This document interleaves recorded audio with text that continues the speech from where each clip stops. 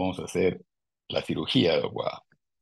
Entonces, esto es muy importante, el planeamiento. Y por último, tenemos la necesidad de contar con un anestesiólogo apropiado, porque si hacemos todo un plan y una evaluación de la circulación cerebral, hacemos, digamos, un tiempo de curación perfecto, filtros y todo lo demás, pero la anestesia no fue adecuada, no fue buena, no fue bien monitoreado, no se usaron las drogas adecuadas en el momento adecuado, entonces todo esto se va a desperdiciar porque vamos a tener un resultado malo. Muy bien. Y una cosa muy importante, sin duda, es saber que nuestra circulación cerebral está ok. Y tenemos para ello que tener el sistema carotido bien estudiado y obviamente el polígono de Willis. Y ahora, en el transcurso de las siguientes diapositivas, vamos a saber por qué es tan importante esto. Obviamente, los troncos supraórticos son muy, muy importantes, especialmente en la cirugía abierta híbrida y la cirugía endovascular. Seguimos. La sabemos todos, y ya lo hemos dicho en la clase pasada, que Ishimaru hizo la zonificación de la aorta ascendente hasta abajo, hasta casi las ilíacas, y propuso obviamente que debía haber una zona para determinados vasos supraórticos. Ya los conocemos todos, pero nuestro target hoy día es el arco aórtico. Nuestro target es este segmento que está ahí entre el inicio del tronco brachiocefálico y el final de la subclavia izquierda. Sabemos además que no todos los arcos aórticos son iguales. Tenemos el arco aórtico normal, que es este de acá, en el cual tenemos un tronco brachiocefálico, una carótida izquierda y una subclavia izquierda. Pero también tenemos arcos bovinos, como este, que en la carótida izquierda nace prácticamente en la base del tronco brachiocefálico, que es un 11% de casos. Tenemos aquellos en que la vertebral izquierda nace del arco aórtico propiamente, y tenemos rara vez algunos casos en que la subclavia derecha nace directamente de la aorta y no nace de la aorta ascendente ni del arco, nace de la descendente. Entonces, estos detallitos que parecen tontos y raros porque son infrecuentes, nos pueden dar un buen o mal pronóstico de lo que estemos haciendo. Entonces, ¿cuál es nuestro target? Nuestro target, en realidad, nuestra área de interés es esta de acá, tanto para cirugía abierta como para cirugía endovascular y la híbrida, obviamente. Y tenemos que conocer, sin duda, nuestras relaciones anatómicas, más aún si vamos a hacer cirugía abierta. Pero ese es tema del doctor Morón, que lo explicará más tarde, no me voy a poner a detallar sobre eso. ¿Y la cirugía de arco es una emergencia quirúrgica? A veces sí, a veces no, pero cuando es arco, siempre va a ser una zona delicada, siempre va a ser una zona de cuidado. Entonces, ¿qué se ofrece en arco? Se ofrecen tres posibilidades. Una es la cirugía abierta, que ya vamos a discutirla cuando venga el doctor Moro. En segundo lugar, la cirugía híbrida, que es una mezcla entre cirugía abierta y cirugía endovascular. Y la cirugía endovascular propiamente, que es el desarrollo actual de muchas empresas e industria de la tecnología que está tratando de encontrar la solución para poder corregir esto sin necesidad de una cirugía abierta. Y el target, o sea, el punto, el blanco, es siempre el mismo, corregir el arco. Entonces la cirugía abierta es hasta hoy el gold standard de la corrección de arco aórtico. Es el manejo más frecuente, dicho sea de paso. En segundo lugar, la cirugía híbrida, que es una alternativa bastante eficiente, no tan fisiológica y anatómica como se quisiera, pero es una cirugía que da un poco menos de riesgo que la cirugía abierta. Entonces, hasta ahora el gold estándar sigue siendo la cirugía abierta. Y el futuro que ya llegó es la cirugía endovascular. Y digo ya llegó porque ya hay varias prótesis en el mercado mundial. En el Perú tenemos una marca, pero en el mundo hay varias marcas corriendo para este tipo de prótesis. Ya todos conocemos los tipos de disección, en casos que se haya que tratar de disección. Conocemos la clasificación que ha republicado la Sociedad Europea y la Americana de Cirugía Torácica, en cual se habla de la clasificación TEM, T de tipo, E de entrada y M de mala perfusión. Sabemos que nuestras disecciones en cirugía abierta ocupan un espacio muy privilegiado y sabemos que tenemos que basarnos en las imágenes. Este mediastino ensanchado de esta manera nos dice, acá está pasando algo. En el arco aórtico o en la ascendente o en el origen de la descendente está pasando algo. Entonces tenemos que tratarlo. Entonces vamos a hacer un pequeñísimo resumen porque este no es el tema de hoy, es el tema del doctor Moró, en lo que es cirugía abierta y vamos a hacer unas cuantas, digamos, ideas. Sin duda, la cirugía abierta ha dado maravillosos resultados en la corrección del arco aórtico, pero tampoco tenemos dudas que es una cirugía de alto riesgo. Alto riesgo en cuanto a mortalidad y alto riesgo en cuanto a morbilidad. Sin duda también, valga la redundancia, si bien es una cirugía de alto riesgo, no es una cirugía de tan alto riesgo como para que sea prohibitiva, porque si no, no se podría hacer. Si tuviéramos altas tasas de mortalidad, altas tasas de morbilidad, quizá no deberían indicarse, pero no es así. Tenemos una mejor tasa de mortalidad, sin duda, mejor dicho, de sobrevivencia que de mortalidad, pero sigue siendo una cirugía de alto riesgo. Sin embargo, en los últimos años han habido pues cambios que sin duda han impactado pues en la mejoría de esta mortalidad y esas mejoras se radican en las estrategias de perfusión cerebral, en las técnicas quirúrgicas, en las formas de monitoreo de los pacientes, en las técnicas perioperatorias refinadas, o sea, más detalle en cuanto al manejo de estos pacientes y sin duda también la nueva generación de prótesis híbridas que ahora les vamos a mostrar más adelante. En cirugía abierta, el tiempo es importantísimo, no solamente en el diagnóstico, porque todos sabemos, como ya se ha dicho anteriormente, que la mortalidad es altísima cuando viene un paciente con disección aguda de aorta ascendente, la mortalidad es 1 a 2% por hora que pasa sin tratamiento. Eso, aparte del diagnóstico, el tiempo también es importante en la misma cirugía. La cirugía, recordemos, a veces se ingresa con hipotermia que puede ser moderada o profunda, y contra más tiempo pase, más riesgo de ACV, más riesgo de hemorragias, más riesgo de disfunción miocárdica también. Entonces el tiempo es muy, muy importante en esto. Y vamos a ver pues grandes aortas entre el ascendente y el arco, que para ser, digamos, un poquito más comunes en nuestra apreciación de cuándo debemos indicar, sabemos que mayor de 5 centímetros es la indicación en la ascendente. Y en el arco, vamos a ver la consecuencia de esta dilatación. Es raro ver una dilatación en el arco solamente de esta manera y generalmente viene de la aorta ascendente, salvo que sea pues un aneurisma sacular, etcétera, ¿no? Y la técnica de cirugía abierta son pues reemplazar ya sea la ascendente, ya sea un hemiarco, o sea, parte del arco sin desinsertar los troncos supraórticos, o desinsertando los troncos supraórticos y reanastomosando cada vaso. No sé si podríamos apagar los micrófonos, por favor. Alguien que está con los micrófonos prendidos. Gracias. Entonces, ya la cirugía de arco completo, pues implica el reimplante de una prótesis, el implante de una prótesis en la aorta ascendente o en la raíz. Muchas veces está con válvula incluida, como sería un tubo valvulado, y la reconexión de los troncos supraórticos, llámese tronco cefálico, carótida izquierda y subclavi. A esto se asocia muchas veces la llamada trompa de elefante que hoy en día ya con las prótesis modernas se llama la Frozen Elephant Trump, que es ya un stent recubierto. Antes no, antes en los inicios de esta cirugía, como lo explicará probablemente el doctor Morón, se hacía con un tubo de Dacron invertido, se suturaba y se pasaba hacia adentro de la aorta descendente esta trompa de elefante.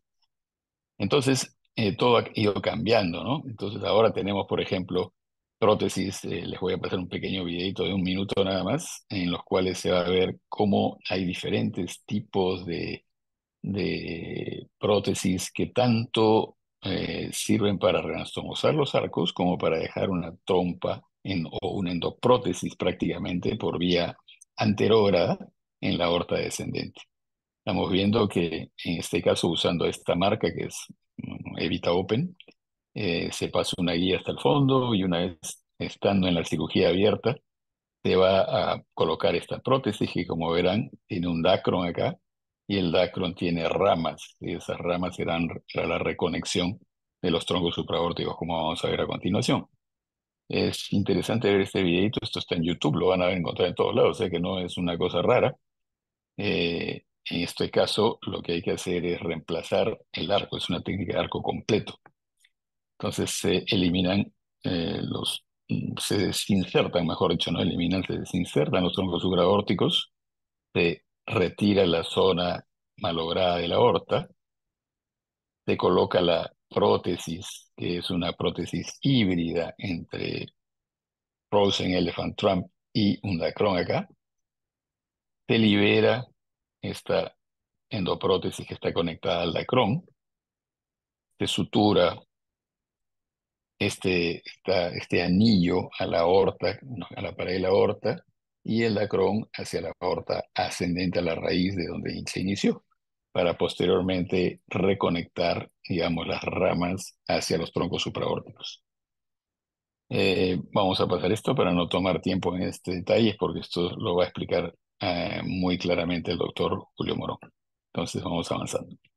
Entonces tenemos pues diferentes tipos y marcas de dispositivos que se pueden en cirugía abierta ir colocando, pero sabemos también que hay un porcentaje de reoperaciones por estos tipos de cirugías.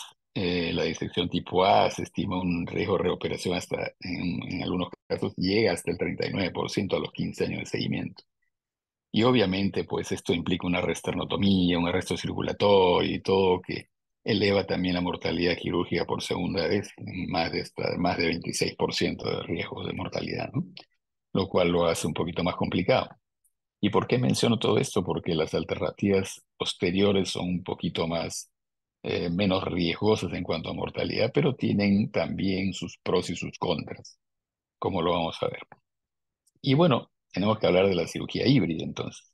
La cirugía híbrida mezcla una parte de cirugía abierta y una parte de cirugía endovascular. Eh, obviamente,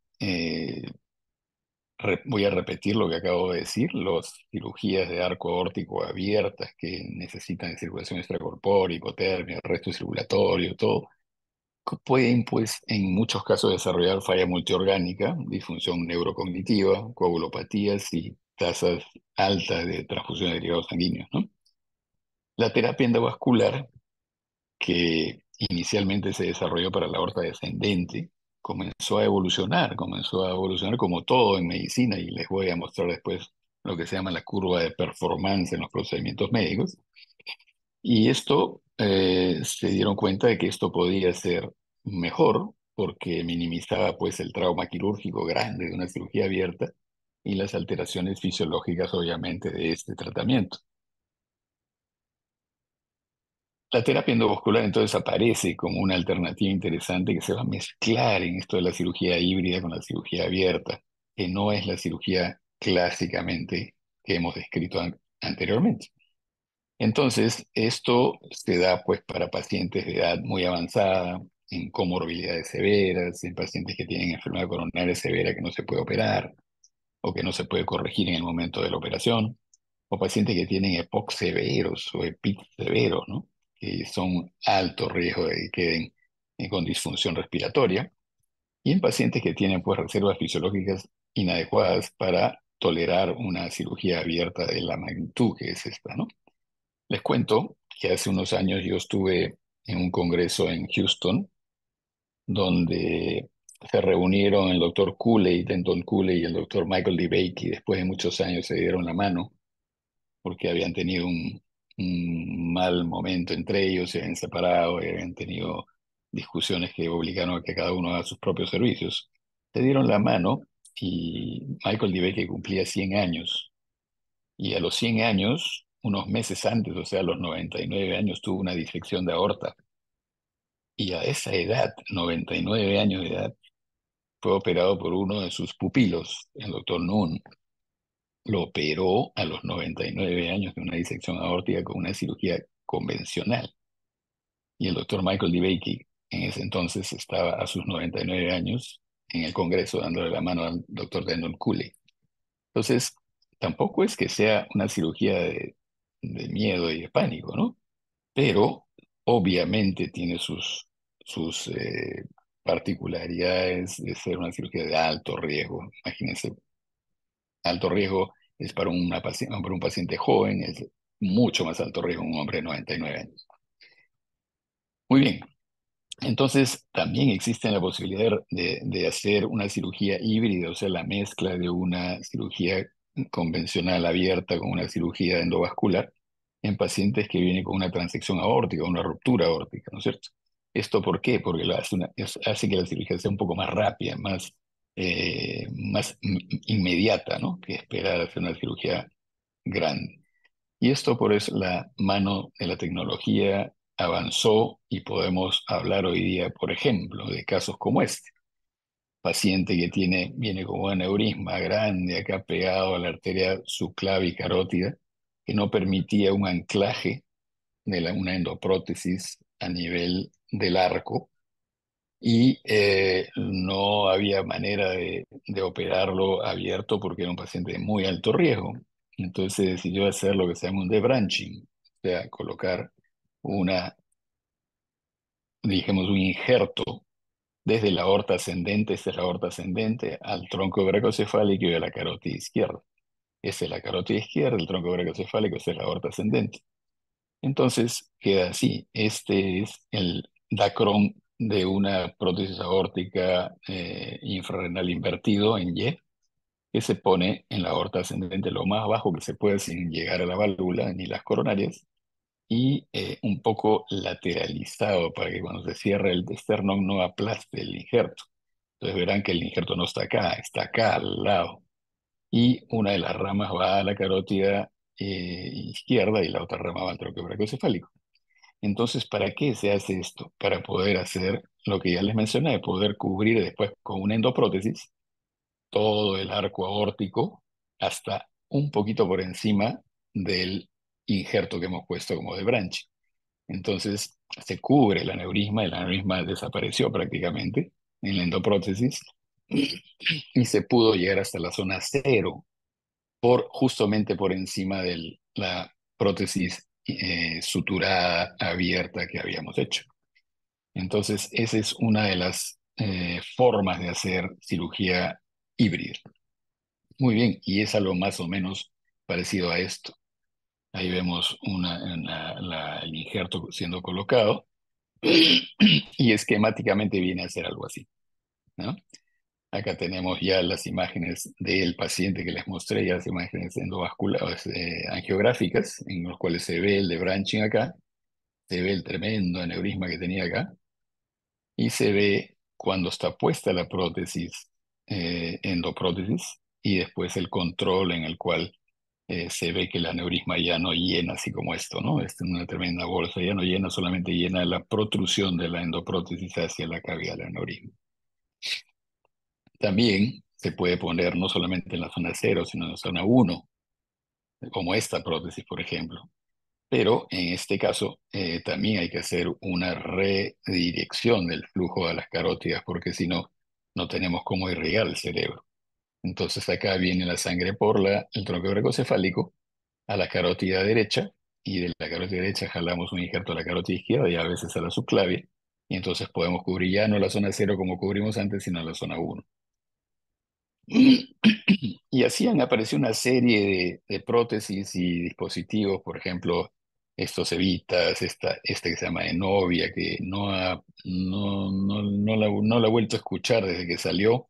Creo que no ha dado muy buenos resultados, pero bueno, sigamos avanzando. Y después aparece este dispositivo que se llama el AMDS. El AMDS viene de las siglas de Asirus Medical Dissection Stent, que es un stent que tiene un anillo de teflón acá, que se sutura así como se suturaba esas evita en cirugía abierta, y se mezcla en la cirugía abierta de disección el reemplazo de la aorta ascendente sin llegar al arco propiamente, y en el arco se despliega esta prótesis.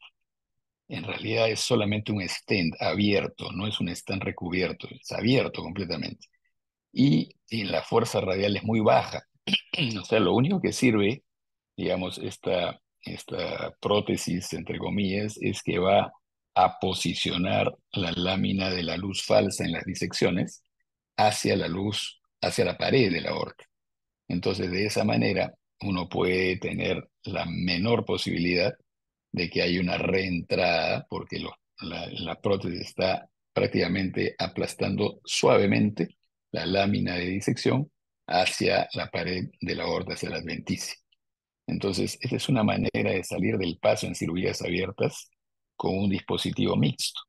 Una parte es prótesis y otra parte es dacrón.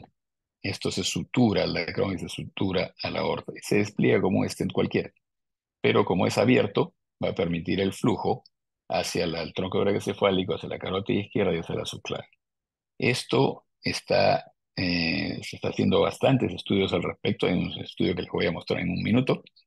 Y esto evita lo que se llama el DANE o DANE, si quieren decirlo en inglés, que es la nuevas entradas en la anastomosis distal. De eso vienen las siglas DANE. Se ha visto que en un 70% de pacientes con arco disecado, eh, disecado posoperatoriamente, o sea que se vuelve a disecar después de la cirugía, el 70% tienen esta disección al final de la anastomosis. No se sabe si es porque la aguja dejó una pared debilitada o si la propia debilidad del aneurisma se vuelve a rasgar o la manipulación comienza a deteriorar la íntima o si no hemos hecho una sutura bien hecha, sino mal hecha. Entonces, la verdad es que no se sabe con exactitud si es que esto depende de alguna de los factores que les acabo de mencionar, pero lo cierto es que el DANE es una redisección a partir de la anastomosis distal. Entonces, este estudio Persever está haciendo investigación en lo que respecta a este dispositivo que se llama AMDS para saber si realmente tiene efectos benéficos en un paciente con disección aórtica. Aparentemente sí. Y después viene entonces el manejo endovascular. El manejo endovascular propiamente, o sea, con muy pocas necesidades de cirugía abierta, comienza con prótesis customizadas, que es lo que se busca, ¿no? O sea, en realidad uno quiere tener una endoprótesis de este tipo en un arco aórtico en las cuales tenga una rama para el tronco brachiocefálico, una rama para la carótida izquierda y una rama para la subclavia izquierda, sin necesidad de abrir al paciente. Entonces a eso se está llegando en realidad. Es más, ya hay prótesis para eso. Entonces cuando comienzan a haber estas ideas, ocurre lo que se llama la curva de performance en los procedimientos en medicina. Los procedimientos, esa es la curva de un procedimiento exitoso, en el cual comienza la idea de lo que queremos corregir, después comienzan los ensayos, después comenzamos a aplicar los ensayos, después comienza a ver la sobreindicación, porque uno dice, uy, esto funciona bien, vamos a seguirlo poniendo y lo ponemos a este y ampliamos las indicaciones a cosas que no estaban en el IFU, en las indicaciones para uso. Entonces comenzamos a sobreindicar y nos damos cuenta que estamos metiendo la pata. Entonces llegamos a un ACME y comenzamos a revisar y bajamos nuevamente a lo que necesitábamos llegar para conseguir un punto de equilibrio. Este punto de equilibrio en los procedimientos exitosos tiene este vector hacia arriba positivo en cuanto a evolución y tiempo. Esto para que sepan solamente que así se consigue, digamos, favorecer técnicas nuevas y tecnologías modernas, ¿no? Bajo estas curvas. Pero el manejo endovascular, que es uno de los procedimientos que está llevando éxito al manejo quirúrgico de estas patologías, requiere también de una planificación. Ya lo dijimos, la aorta abdominal, la aorta torácica, la aorta ascendente y el arco requieren una planificación estricta, súper estricta, y nosotros tenemos que ver nuestras tomografías, mandar a analizar, usar los programas de computación que son varios en el mercado. El más conocido es el OROS, el OSIRIS, que es pagado, pero el OROS es gratis. O el Trimension, es decir, hay una serie de programas hoy en día. Es más, las casas que producen, que fabrican estos dispositivos también tienen sus propios programas para medición, pero sí tenemos que conocer por todos lados la tomografía. Tenemos que ver las proyecciones axiales, las proyecciones coronales, las proyecciones sagitales y poder hacer las medidas y necesidades que tenemos que hacer para poder colocar la prótesis adecuada. Porque además tenemos tipos de arcos diferentes. Ya hablamos de los arcos anatómicamente diferentes, lo dijimos hace un rato, el bovino, etcétera, pero también tenemos configuraciones de arco diferentes que están denominadas tipo 1, 2 y 3, en los cuales, fíjense la disposición del tronco brachiocefálico acá, fíjense acá, que es diferente hacia el tronco de la corona, de la carótida izquierda, perdón, y este de acá que es bastante angulado, ¿no? Es un tronco bastante empinado, digamos así. Entonces todo esto importa porque las prótesis que nosotros querramos poner van a tener un kink acá probablemente, que no lo tienen en este de acá. Entonces, todos esos detalles tenemos que conocer.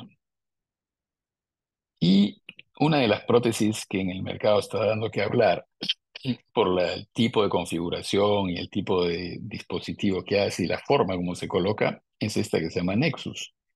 Es la que tenemos en el mercado en el Perú hoy en día. Entonces, por eso voy a detenerme un poquito porque aquí en el Perú tenemos dos casos hechos. Les cuento que son los dos casos hechos en Latinoamérica.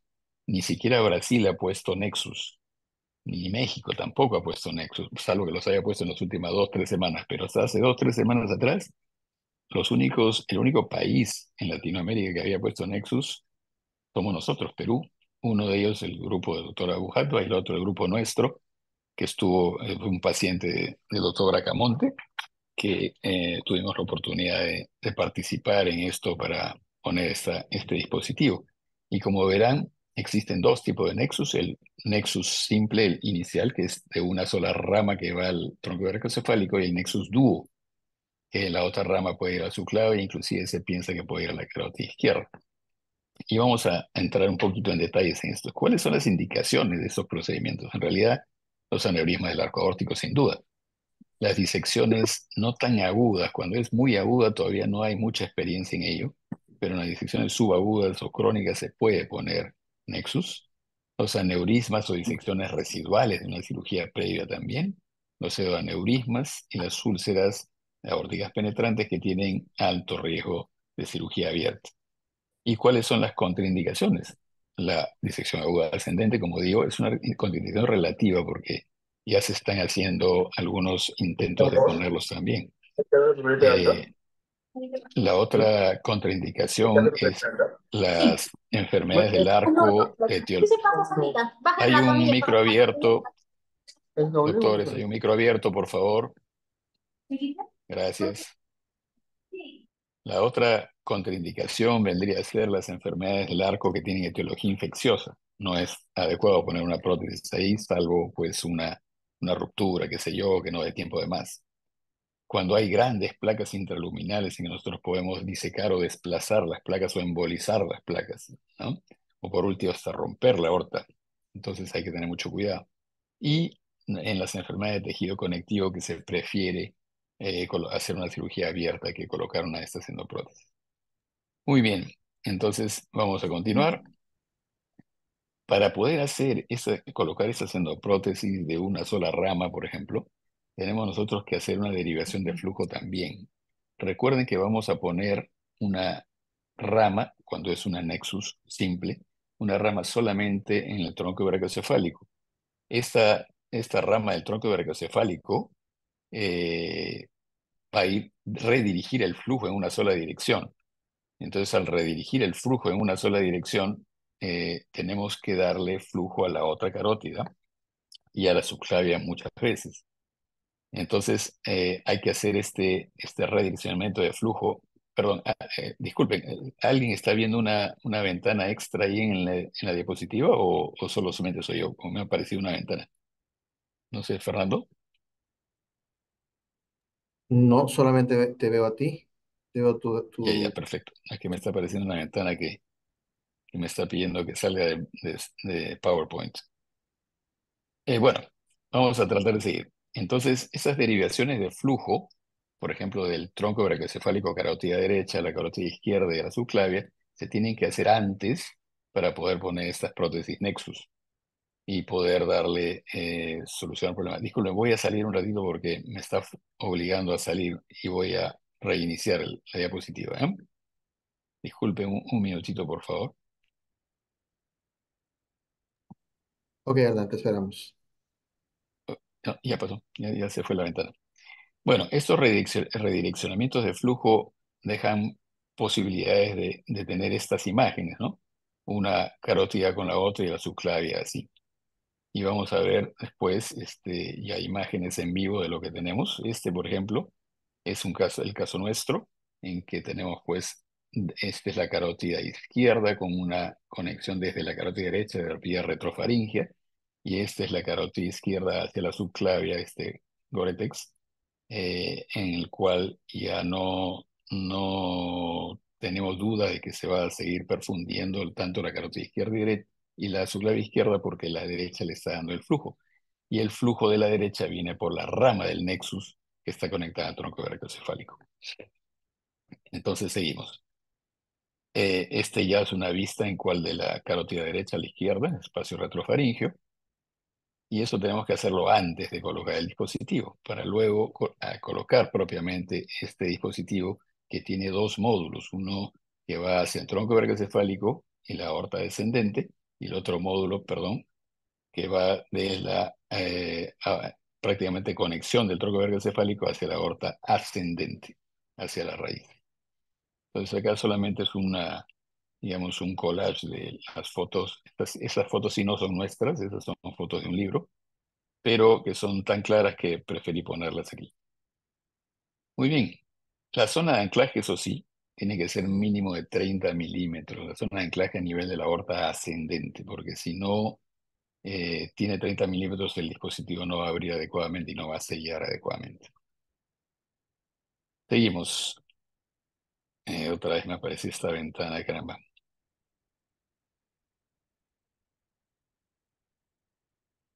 Mil Mm, disculpas, pero no Nosotros, me permite.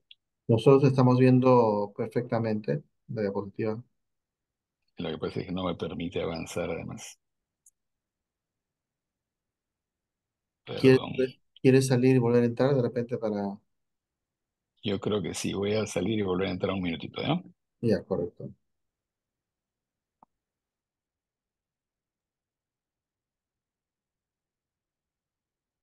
Un Bien, segundo, por favor.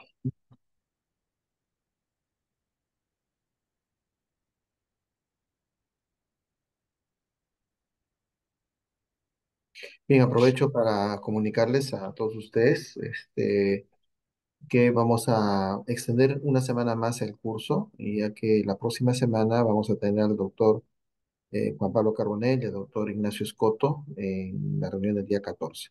Y la última reunión va a ser dada el día 21, jueves 21.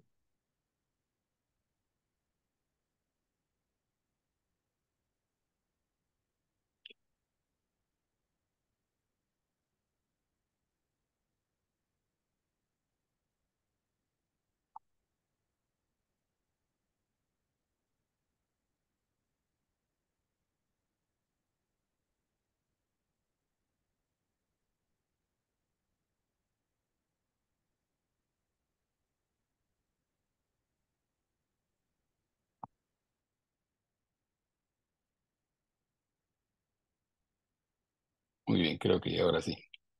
¿Se ve la pantalla? Sí, sí, Hernán, se ve muy bien. Perfecto. Entonces, decíamos que la zona de anclaje debe ser de 30 milímetros mínimo, ¿no? Pero estos implantes, como son nuevos y como todas las endoprótesis para endovascular, debe hacerse un seguimiento. Entonces, tenemos que de todas maneras hacer un seguimiento primero al mes, después a los 6 meses y así al año, y después sucesivamente. Y de acuerdo, obviamente, a la clínica del paciente, pues si el paciente presenta síntomas de alguna disfunción de la prótesis, no se va a esperar todo ese tiempo, se tiene que hacer el seguimiento antes. Entonces, el seguimiento generalmente se hace con angiotomografía. ¿Y qué cosa vamos a buscar en el seguimiento de esta tendoprótesis? Vamos a buscar si está bien posicionada, si ha migrado, si está patente, si tiene alguna oclusión de las ramas o de los bypasses cervicales que hemos colocado, si algún stent está fracturado o sea deformado, si hay ruptura del aneurisma propiamente, cuyo caso puede estar contenido, porque de no estar contenido la clínica manda. Si es que hay crecimiento del aneurisma, o sea, en lugar de reducirse o mantenerse, crece, y la presencia obviamente de endofugas o endolix, que en los estudios que se ha hecho de Nexus, las endolix son muy poco frecuentes, tan poco frecuentes que no se encuentra endolix 1A hasta el día de hoy, por lo menos en las publicaciones que se han hecho. sí se ha encontrado un caso de endolit tipo 3, o sea, de desconexión un poquito de los módulos, pero que aparentemente en el seguimiento desapareció el endolit. Parece que el nitinol, como es un material de nitinol, ha ido incrementando su fuerza radial hasta que se ha sellado el endolit sin hacerle nada. Y así quedan estos dispositivos, más o menos, cubriendo una zona de aneurisma hasta la zona cero, a la aorta ascendente, y con una rama, el tronco brachiocefálico, que va a dirigir todo el flujo hacia la zona que necesitamos. Existe en camino, en funcionamiento, un estudio que se llama el TRIUMPH, que es una evaluación de mínimo 100 pacientes que se va a hacer con esta prótesis Nexus, y después se está avanzando con la prótesis Nexus Duo. Y esta prótesis tiene todavía pocos pacientes colocados en el mundo. La Duo tiene menos, pues porque es una prótesis más moderna con dos ramas. Entonces, poco a poco se va a ir adquiriendo la suficiente experiencia para poderla indicar con los menores riesgos posibles, ¿no? Obviamente, uno siempre se cuestiona qué pasa con este tipo de prótesis que está dirigiendo todo el flujo al tronco brachiocefálico. Y lo que se ha visto hasta el día de hoy en las publicaciones que se han hecho es que la tasa de strokes es baja. En realidad se ha reportado 7% de strokes intraoperatorios y 0% en el seguimiento de los pacientes. Les repito, no son muchos pacientes aún. Quizás se debe esperar un tiempo más prudente para tener un volumen mucho mayor de casos y hacer un metaanálisis de eso y ver si los strokes son tan bajos como aparenta, pero las primeras publicaciones muestran que es así. Y esta tasa baja aparente quizás se deba a cuatro factores interesantes. Uno de ellos es que el arco se manipula con muy pocas guías. En realidad se maneja una sola guía desde el brazo hasta la femoral para poder hacer un through and through y deslizar el dispositivo desde el brazo. Se jala desde el brazo, no se empuja de la femoral, sino se jala desde el brazo. Entonces, es la única guía en realidad que hace eso porque después las otras guías van por dentro de la prótesis, ya abierta. Entonces, bueno, pero claro, no solamente son guías el problema, sino que hay un catéter de angiografía que pasa por ahí, etcétera, que también podría deslizar algún detritus hacia la circulación cerebral. Pero se ha visto que en realidad la manipulación con guías, que es una cosa de riesgo, es poca y por lo tanto se cree que puede ser uno de los factores por los cuales no hay tanto stroke. Pero también porque el perfil del dispositivo es bajo, no es un perfil de 24, 25 ni 28 French, es 20 French. Entonces, el 20 French da posibilidades de que sea un poco menos riesgosa para el trayecto del dispositivo mientras va ingresando hacia el arco. La otra es que hay una secuencia de deaereación del dispositivo con dos puertos de purga de aire. Y lo vamos a ver en la siguiente. Acá vamos a ver cómo se purga. Estamos viendo acá se purga por un lado y se purga por el otro lado a la misma vez para poder eliminar toda posibilidad de aire en el camino, ¿no? Entonces, esa es otra de las causas, ¿no? Y la otra cosa que es importante por las cuales se cree que no hay tanto stroke es porque no se manipulan las carótidas propiamente, ¿no? Hay algunos dispositivos, como vamos a ver ahora, que sí hay que punzar la carótida, pasar guías por las carótidas, y eso podría incrementar el riesgo de stroke. Lo cierto es que con esta prótesis Nexus la tasa de strokes es bajo. Por ejemplo, esta es una prótesis de Bolton de doble rama, que también se pone endovascular, pero sí hay que acceder por las vías, los vasos supraórticos e ingresar hacia la prótesis. Por lo tanto, sí existe manipulación de vasos supraórticos. Esta, por ejemplo, es una prótesis de Gore de una sola rama, así como la de Nexus. Esta, por ejemplo, es una de Cook de ramas internas, pero claro, esta es customizada, ¿no? Esta se fabrica para el paciente, pero no siempre se tiene la posibilidad de poder esperar para poder tratar a un paciente 2 o 3 meses mientras fabrican la prótesis para ese caso.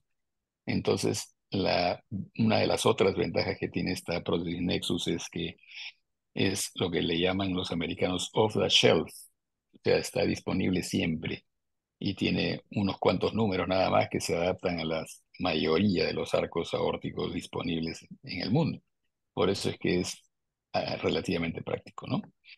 Esto, por ejemplo, es un caso de una chimenea, este es un caso de un grupo peruano que ha hecho chimeneas así y me pareció interesante y por eso lo muestro. Lo publicó en LinkedIn y me pareció muy, muy bueno el resultado final. Y es un manejo endovascular puro, ¿no? Y también tenemos las prótesis de Gore, la que se llama la Thoracic Branch Endoprothésis, que como verán tiene uno, dos, tres, cuatro ramas. Esta del medio es de la arteria vertebral. Entonces vemos acá también la de Gore. Y bueno, solamente para antes de concluir, porque ya es más o menos lo que queríamos comentarles, pasarles este pequeño videíto de cómo funciona la prótesis, cómo se coloca la prótesis de Nexus. Si es que abre, porque no está abriendo, ¿eh? Mm, parece que no quiere abrir. Bueno, No, no pero quiere abrir. Hernán, tómate tu tiempo porque me acaba de hablar Julio y dice que más o menos en 10 o 15 minutos está llegando a su casa. Y ya, solo que parece que Si puedes, algo pasa con la presentación, el videíto. A ver, voy a tratar de salir y abrirlo fuera, ¿ya? Abrirlo por acá. No, probablemente con el Zoom no abre bien.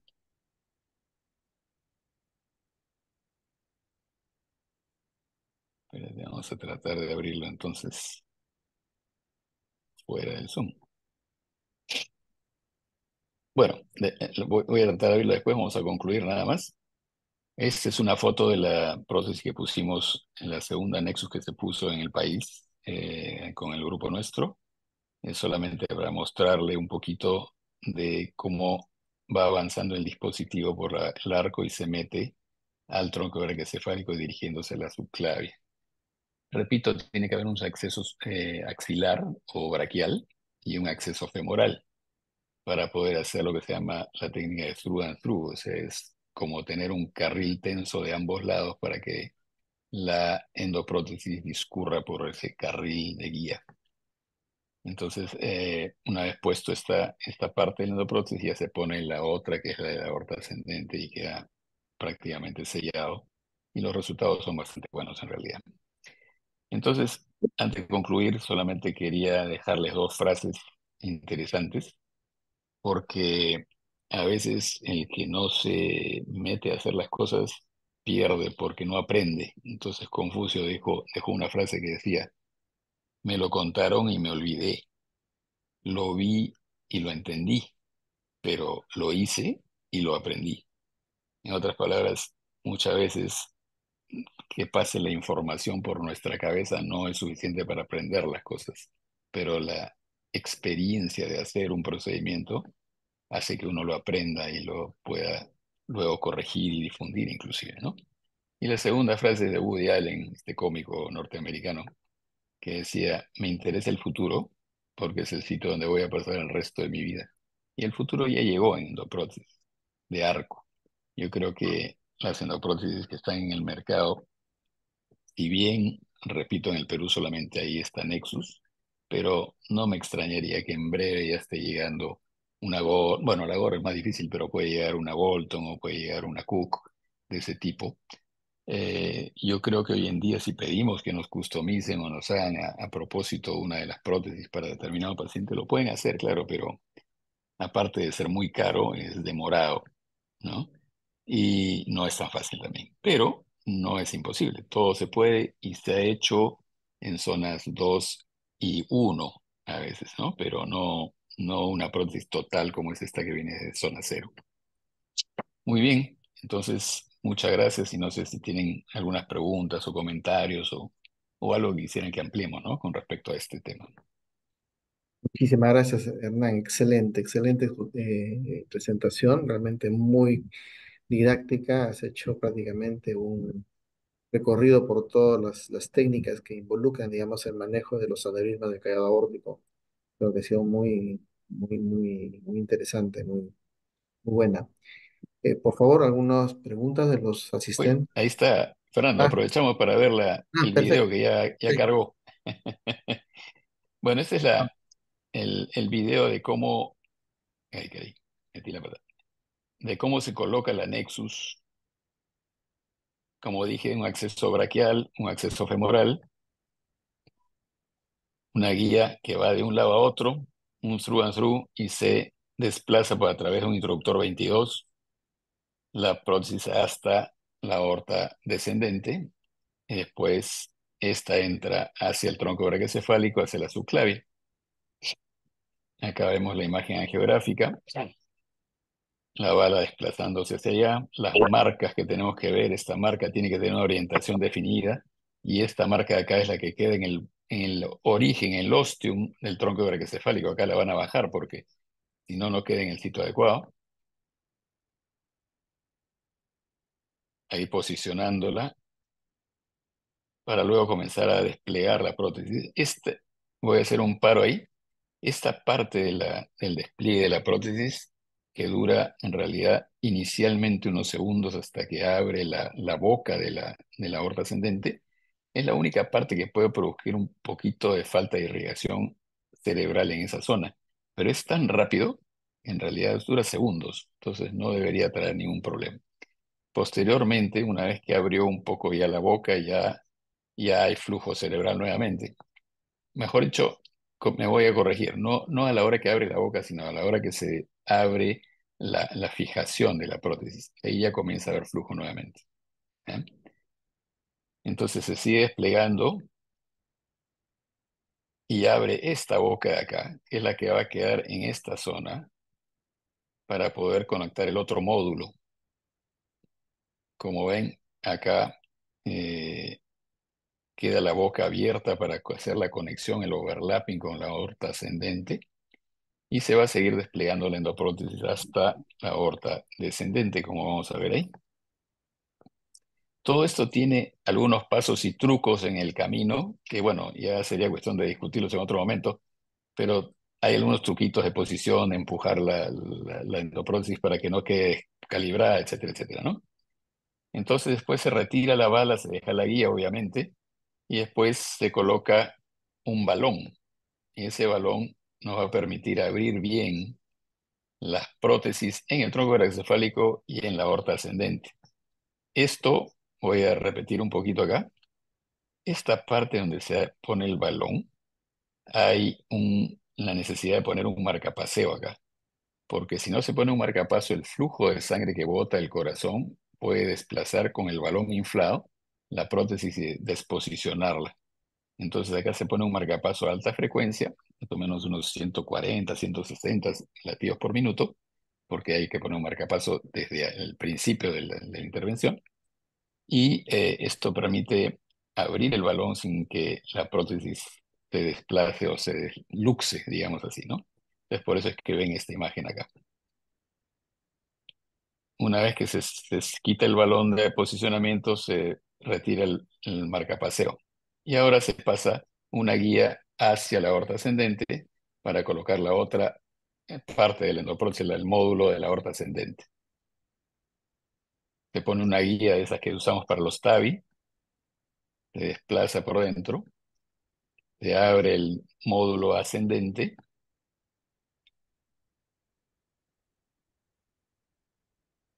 y este queda posicionado dentro del primer módulo, se libera. Ya casi casi está concluido todo, solamente falta balonear. Entonces se balonea, acá sí se hacen dos balones. Acá se pone un balón en el tronco brachiocefálico de angioplastía y se pone un balón complaciente o de aposicionamiento en esta zona de acá. Porque si solamente se pone el balón, podríamos dislocar esta entrada al tronco brachiocefálico. Para ello, les cuento que esta rama brachiocefálica tiene una especie de hilo que sale por el brazo y que tiene que haber una persona sujetando ese hilo porque toda esta manipulación podría dislocar esta rama. Entonces ese hilo hace como una sujeción para que no se mueva de su sitio. Entonces acá van a marcapasear nuevamente. ¿Para qué? Para que el marcapaseo no desplace nuevamente el balón y el balón desplace la prótesis. Entonces acá se va a proceder al balonamiento de ambas zonas, del ascendente y del tronco brachiocefálico, para que aposicione bien. Marcapaseo, como verán, y después que se desinfla vuelve a su normalidad. Y acá, bueno, esta es una vista artística de lo que pasa, ¿no? Deben hacer el tronco brachiocefálico, aquí la aorta ascendente con su válvula órtica, mostrando pues ya artísticamente lo que sucede, ¿no? Ahí lo vamos a ver. Ya eso es un poquito de marketing. Pero más o menos esa es la forma como se coloca esta prótesis, que, repito, es la que tenemos en el mercado y es una prótesis bastante sencilla de manejar. Hay muchos tips en el camino, sí, es verdad, pero son tips que uno, primero, fáciles de grabar en la memoria y segundo, que yo creo que todos los que pongan esto los van a captar rapidísimo porque es una cosa relativamente sencilla, a pesar de ser varios tips. Listo, Fernando, eso era lo que quería preguntar, presentar. Gracias, gracias, Hernán. Sí, es muy, muy interesante. Bueno, nosotros en la Menada también hemos tenido un poco de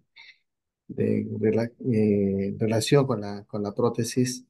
Y no sé si me permites, bueno, antes de yo hacer algunas preguntas, algún eh, asistente quiere, digamos, hacer alguna pregunta al doctor Aste,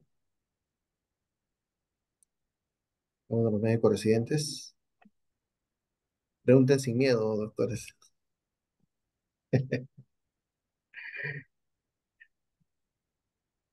Un tema apasionante, súper interesante, y, digamos, eh, digamos, siempre una eh,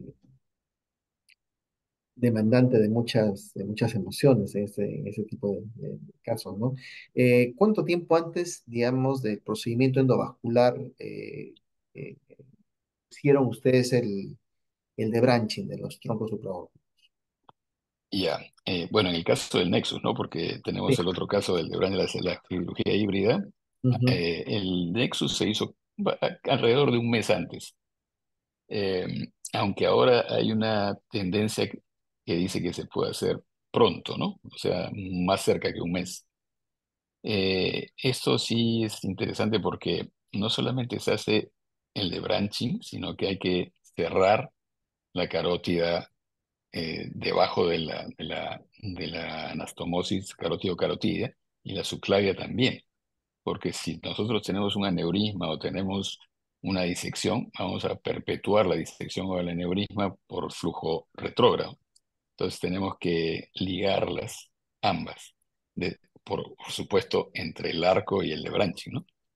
Se hace lo hemos hecho un mes antes, tanto el Nexus como esa que les mostré de la cirugía híbrida, ¿no? La cirugía híbrida creo que fueron 2 semanas, creo, si no me equivoco, Ah, pero es más o menos así. no, pero esa cirugía en la cual tú hiciste primero pusiste la aorta ascendente, hiciste el de branching, lo hiciste todo, me imagino, en el mismo acto operatorio, o tú pospusiste después la colocación de la prótesis. No, no, se hizo en dos momentos diferentes. Ajá. Y nosotros, por ejemplo, en el Menara hemos hecho unos casos similares, pero donde hemos hecho el de branching y en acto operatorio hemos colocado las prótesis. Algunas veces Ujú. vía femoral y la SOT, y una vez también, porque justamente entonces hay una imagen en que se hacía un conduit en el cuerpo de la prótesis bifurcada y por ahí, digamos, colocábamos la prótesis, pero invertida, ¿no? Al revés. Ah, sí, sí. Sí, sí, sí, hay una imagen, un diagrama, ¿no? Sí, así es. Sí, La sí, otra sí. cosa que me pareció muy interesante en el manejo del Nexus es el hecho de que me da la impresión, no sé si ustedes han hecho ya en vivo prácticamente el caso, era que es el cirujano el que manipula, digamos, la prótesis del brazo, es la que jala la prótesis y no se empuja, ¿no? Desde abajo, sino es más el que jala la prótesis para poder, digamos, así llevar hacia la zona donde se va a hacer el despliegue, ¿no? Así es, o sea, no es como la endoprotesis como el Tebar o el Tabi, uno al comienza a empujar las prótesis a través de las guías. Eso es al revés, este del brazo se va jalando, ¿no? Se va jalando y se va dirigiendo muy suavemente en realidad la prótesis el tronco vertebral. Es interesante porque sale de lo clásico del manejo de la prótesis, ¿no? Así es. Y la oclusión de la subclavia, digamos, perdón, no te entendí muy bien, lo hiciste en ese primer momento en que hiciste el manejo el de branching No, también se hizo después. Lo que pasa es que este paciente, el Nexus, es un paciente que ha pasado de todo en realidad. Llegó un domingo para variar, se hizo una cirugía eh, eh, ¿cómo se llama? De Vental. Perdón, no se hizo cirugía de Vental, se hizo un reemplazo de aorta ascendente y después en el posoperatorio hizo falla valvular. Entonces tuvo que reentrar y se tuvo que hacer un Vental. Ujú, Eh, Luego del Vental, el paciente hace una disección más distal y por eso es que se propone hacer el Nexus, ¿no? Para no tener que reentrar nuevamente, porque si no iba a ser un caos. Pero interesante. bueno, caso interesante. Me olvidaba, era un paciente que cuando vino la primera vez tenía cirugía coronarias hecha y tenía dos mamarias patentes. Ujú. Entonces fue pues una cirugía de aquellas, ¿no? Entonces, Tratado, obligada prácticamente para hacerlo todo endovascular, porque digamos, entrar ahí, hacer un reparo de sí, todo, sí, hacer una tremenda cirugía, ¿no? Ok. sí, sí. Bueno, damos la bienvenida, también está ya, entró el doctor Julio Morón. Julio, ¿cómo estás? Buenas noches. Hola, buenas noches, buenas noches. ¿Qué tal, Julito? ¿Cómo estás? Julio. Hola, Ah, Julio. ¿Qué tal? Buenas noches con todos, soy Hernán. A todos buenas noches. Disculpen la tardanza, pero es una serie un poquito prolongada, está corriendo. Ya estoy acá, listo para empezar. Y justamente creo que se estaba en una disección, ¿no? Me contaste el día de ayer, está un Sí, poquito media complicada. Bueno, así es. ¿alguna otra pregunta del auditorio?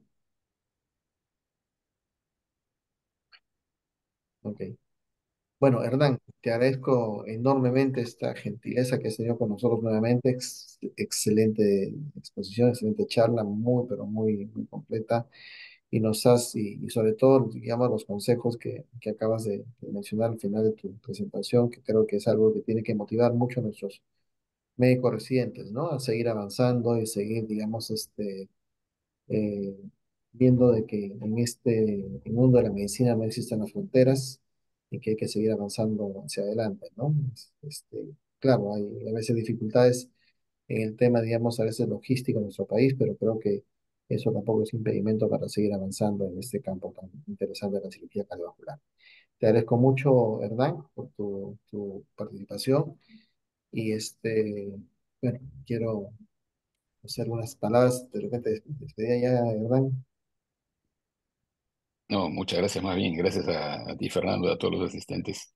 Un abrazo para Julio, que compañero de promoción. Y Gracias. avanzamos. Dale, Julio, la cancha es Ok, tuya. gracias, gracias. ¿Puedes ya compartir tu presentación? Ok, vamos a empezar a compartir. A ver,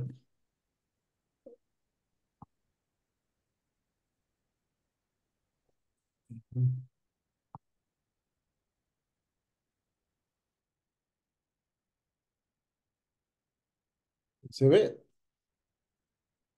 ¿Se ve la presentación? Sí, sí se ve, Julita, sí se ve. Bueno,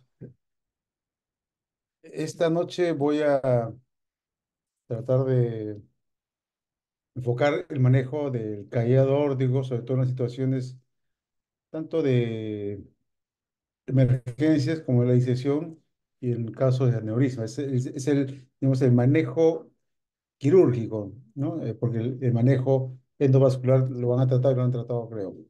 Entonces, la forma como se enfoca el manejo, sobre todo del compromiso del Callao, ¿no? Porque cuando hay un compromiso del Callao, pues estamos en un gran problema, ¿no? Ya sea por un cuadro agudo o un cuadro crónico como un aneurisma del Callao, porque tenemos, en el Callao nacen pues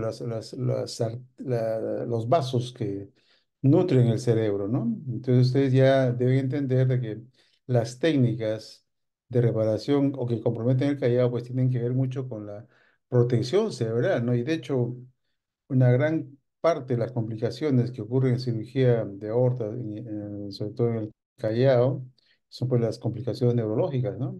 Y esto es un reto realmente que el paciente salga adecuadamente tratado, ¿no? Sin mayor compromiso neurológico y vivo, ¿no? Entonces vamos a tratar de revisar en esta charla un poco de protección cerebral y la cirugía de arco. Vamos a avanzar, a ver.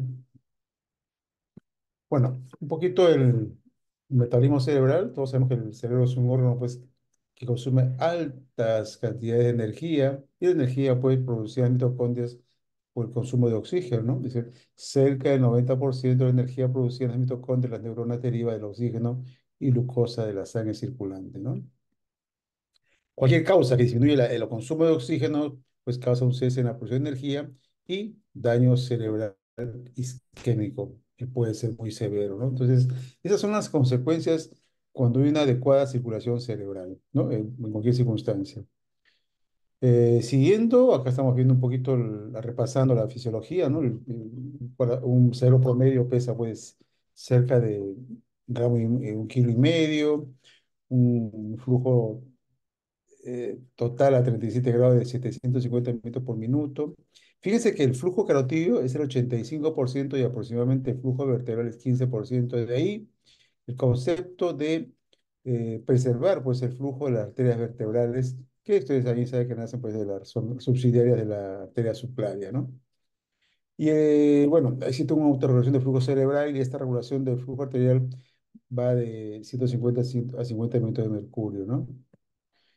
Eh, Todos sabemos también que la hipotermia tiene un efecto protector en cuanto al consumo de oxígeno, ¿no? A 37 grados, por ejemplo, el consumo de oxígeno es 100% y el flujo será 100%, pero si a eso vamos haciendo hipotermias, ¿no? De 28 grados, 18, 8 grados, vemos que el consumo de oxígeno disminuye y el flujo cerebral también, pero nunca llega a ser nunca llega a cero, o sea, siempre va a existir un consumo de oxígeno, o sea, un gasto de energía, por más que el cerebro esté hipotérmico, ¿no? Entonces, la cirugía de arco requiere pues una manipulación. O sea, cualquier cirugía, ya sea un cuadro agudo de disección o un cuadro de aneurisma, va a requerir de estrategias de protección cerebral. Entonces, hay que hacer exclusión temporalmente de los vasos que tienen el cerebro y de ahí que tenemos que tener técnicas para proteger y el cerebro y evitar las complicaciones isquémicas. Entonces, los riesgos del callado inherentes básicamente a esta complejidad que incluyen el accidente cerebrovascular, ¿no? Embolismo, ya sea partículas sólidas o gaseoso, pueden producir accidente cerebrovascular, la isquemia de la médula espinal, que también se ven, y de hecho hemos tenido unos casos, ¿no? Cuando no hay una adecuada, digamos, revascularización de la arteria subclavia, en fin, tenemos problemas de isquemia neuroespinal, sangrado. El sangrado es inherente a todo esta gran cirugía, problemas del infarto de miocardio, daño pulmonar, renal, isquemia intestinal. Obviamente, todo esto compromete el riesgo de vida del paciente, ¿no? Entonces, son los riesgos inherentes a una cirugía de arco aórtico. Las indicaciones rápidamente, simplemente para recordar, los aneurismas básicamente son mayores de 5,5, ¿no? Tienen indicación quirúrgica. El callado, si hay un crecimiento mayor a un centímetro por año, perdón. El aneurisma sintomático, cuando el aneurisma es grande, puede producir compresión de estructuras vecinas, ustedes saben, ¿no? El nervio recurrente, sojo, en fin, se hace sintomático. Obviamente, cuando hay una lesión tipo A que compromete el arco, es una superemergencia que hay que saber resolver rápidamente, ¿no? aneurisma de aorta ascendente o descendente con compromiso de arco. Entonces, son las principales indicaciones de una cirugía de arco. De ahí, pues, se han desarrollado pues técnicas de protección cerebral, ¿no? O sea, cualquier sea la técnica que debe mantener, proteger y restaurar las condiciones fisiológicas del cerebro, pues, ¿no? Entonces, simplemente es un resumen digamos, de la evolución de la protección cerebral, ¿no? Si bien, vamos a ver que antes del profesor Grip fue el primero que hizo, digamos, hizo el reporte de reparación de arco usando arresto circulatorio con hipotermia profunda, ¿no? Estamos hablando del año 1975, ¿no? Lo vi el profesor Randall Grip en Nueva York, uno de los pioneros, pues, de desarrollo de la cirugía de arco aórtico, ¿no? Y ha dejado muchos estudios, muchos eh, protocolos de trabajo, ¿no? Después, más tarde, ya en el año 22, en Japón se desarrolla la perfusión cerebral anterior retrógrada. Después viene la perfusión cerebral selectiva anterógrada, ¿no? Normotermia, hipotermia moderada, en fin, de Becker y Medicaid, ¿no? Eso ya en la década de los 80 más o menos. Entonces, las técnicas actuales de perfusión y protección son en su mayoría variantes de estos métodos, ¿no?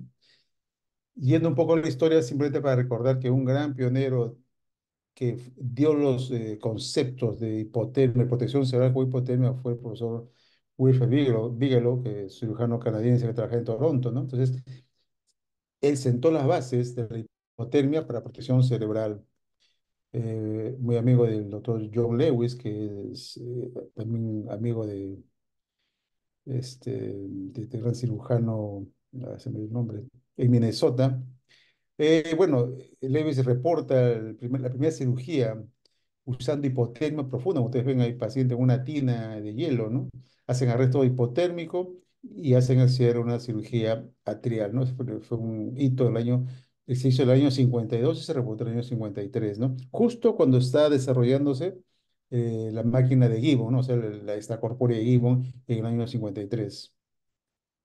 Entonces acá tenemos a profesor Randall Grip, que él describe en el año 73 el reemplazo del arco aórtico usando hipotermia profunda, ¿no? Y él después se dedica a una investigación por años, hasta el final de su carrera, de lo que es la protección cerebral, ¿no? Entonces, la protección cerebral, el gran hito fue, pues, acá está el año 75, publicado por Grip, la hipotermia profunda a menos de 20 grados asociado a un arresto circulatorio total. O sea, no hay circulación. Lo congelamos a 18 y 16 grados, apagamos la máquina y hacemos la corrección del arco, ¿no? Entonces, es un hito porque demostró que así se podía hacer. Tiene ventajas que es una técnica muy simple, ¿no? Se usa máquina extracorpórea, no es sofisticada. Las desventajas es que es un tiempo largo de enfriamiento y un tiempo largo de recalentamiento, ¿no? Quienes han hecho hipotermia profunda, o alguna vez lo hemos hecho, ese tiempo es casi una hora en el recalentamiento, ¿no? Porque es muy gradual, ¿no? Y es un tiempo corto relativamente, usualmente no más de 40 minutos de tiempo seguro para excluir el arco, ¿no? Acá simplemente estamos viendo digamos, la duración del arresto circulatorio hipotérmico, ¿no? Son estudios que muestran que en normotermia el tiempo de arresto circulatorio no es más de 5 minutos, ¿no? Mientras que en profunda, 20 grados, el tiempo variable es entre 17 y 24. Y más de 15, ya tenemos cerca de 25 a 38 minutos de tiempo seguro, ¿no? De protección cerebral. Estos son estudios eh, del grupo del profesor Grip, publicados en el año, en los 80, ¿no? En 1980. Entonces, el arresto circulatorio con hipotermia profunda reduce el metabolismo cerebral, reduce el consumo de oxígeno, permitiendo un periodo de arresto circulatorio, ¿no? Ahora, la circulación cerebral y temperatura y consumo de oxígeno están fuertemente ligadas y son de importancia capital, pues, en la protección cerebral. Los estudios demuestran de que el metabolismo cerebral se mueve a 6-7% por cada grado de disminución de temperatura, permitiendo una tolerancia prolongada a la isquemia cerebral. Usualmente la hipotermia profunda es un evento gradual, lento, con un gradiente no mayor de 10 grados centígrados, por eso que la hipotermia para llegar a menos de 20 grados puede tomar cerca de 40 o 50 minutos. Se usa, es importante evitar un metabolito menor de 30 para evitar el menor aporte de oxígeno, evitando ácidos lácticas antes de la parada circulatoria. Hay que poner hielo en la cabeza para evitar el recalentamiento cerebral durante el arresto circulatorio. La temperatura de arresto se fija cuando ya no hay actividad metabólica cerebral confirmada por el electrocardiograma. Es una línea recta usualmente, ¿no? Y también se usa usar algún barbitúrico endovenoso para tratar de cesar el metabolismo cerebral al máximo. Entonces son, digamos, los, el protocolo, ¿no?, de hipotermia profunda con arresto circulatorio, ¿no? Ahora, el recalentamiento de terminar el procedimiento, usualmente antes de los 40 minutos, se empieza a recalentar, pero muy gradualmente. Usualmente casi está entre más o menos entre 40 y 60 minutos de recalentamiento. A veces es más de una hora llegar a 36 grados centígrados, ¿no? Cuando se termina el recalentamiento a 35 grados por temperatura nasotraqueal, se termina el calentamiento ya en una unidad postoperatoria y hay que manejar muy bien la hiperglicemia para evitar la acidosis intracelular. La ventaja, como ya dijimos, que es el arresto circulatorio hipotérmico profundo, es que el campo quirúrgico está vacuo, no hay sangre circulando, ¿no? Sin movimiento, ¿no? Se evita el pinzamiento, o sea, uno no pinza los vasos cerebrales ni el arco, evitando la manipulación, evitando el riesgo de embolismo, ¿no? No necesita más que un equipo de circulación extracorpórea nada más, ¿no? No es muy sofisticado. Acá estamos viendo, este es un cuadro ya de grip, ¿no? Donde vean ustedes que en arresto circulatorio la mortalidad llega, pues podría tener hasta 12%, pero básicamente la mortalidad empieza cuando empieza a subir más de 40 minutos, ¿no? La mortalidad se eleva dramáticamente con más de 40 minutos de arresto circulatorio hipotérmico, ¿no? Las desventajas, ya hemos dicho, de hipotermia profunda es tiempo limitado seguro, usualmente no más de 40 minutos, ideales menor de 30 minutos de arresto circulatorio hipotérmico sin circulación. El tiempo prolongado extracorpóreo, usualmente son tiempos largos, una hora antes de la hipotermia, una hora más de recalentamiento y el procedimiento, que es una hora de repente, son más de 180 minutos a veces, ¿no? Son cirugías largas. Y las extracorpóreas largas, todos sabemos que producen una respuesta inflamatoria sistémica mucho más profunda, ¿no? La hipotermia, toda la cascada, pues, que ocurre que el complemento, calicreína se activa y hay una respuesta inflamatoria sistémica severa, ¿no? Con compromiso de órganos blancos, compromiso de coagulopatía, en fin, todo producto de la hipotermia severa, ¿no? Y obviamente pues también la disminuye la reperfusión. En el año 92, Japón, justamente tratando de mejorar un poco dar un poco de perfusión cerebral durante el arresto circulatorio, es que Ueda describe la circulación retrógrada, o sea, perfusión de sangre, pero a través de la vena cava superior para perfundir el cerebro, ¿no? Entonces, se usaba hipotermia profunda, pero adicionalmente le daban flujo retrógrado por la cava para perfundir el cerebro, ¿no? Mejorando la protección cerebral aparentemente, ¿no? Con flujo de 100 a 500 puñitos para mantener una PVC de 15 a 25. Entonces, usualmente es una infusión de sangre oxigenada a través de la vena cava superior retrógradamente, ¿no? Se mantiene la hipotermia cerebral, se lavan por los émbolos aéreos y detritus, hay perfusión cerebral y soporte metabólico, ¿no? Entonces, este es más o menos el flujo de la sangre arterial a través de las venas que van al cerebro, ¿no? Igualito, hielo en la cabeza, mínimo de 30 minutos, no más. El arresto con esta protección también debería ser pues 30 minutos, simpatía cerebral, temperatura de 18 grados, o sea, siempre hipotermia profunda, ¿no? Y el uso de barbitúrico endovenoso, ¿no?